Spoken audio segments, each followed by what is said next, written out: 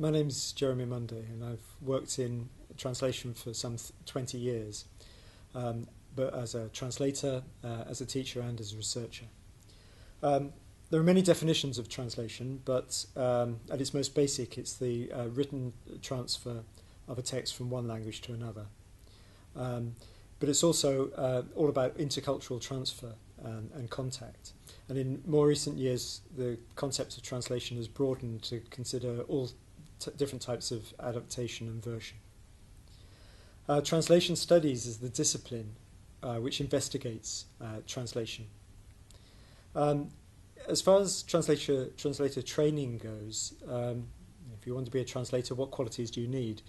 There are quality, skills and knowledge which are really crucial. You need to know the source language, the language of the original, but also the culture of the original as well.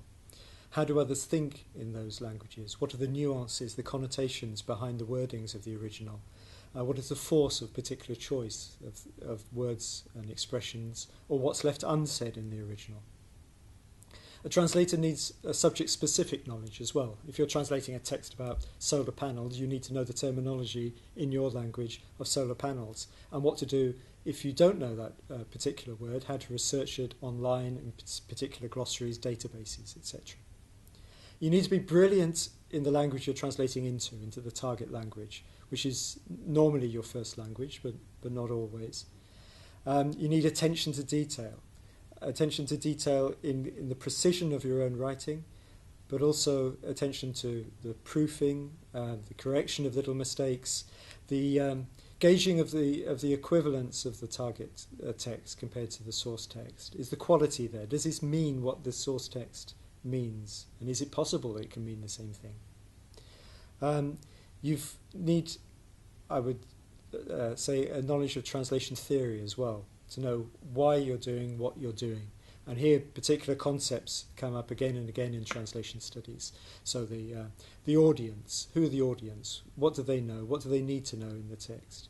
What's the genre of the text? If you're translating a technical text, you may be translating it very differently compared to a literary text.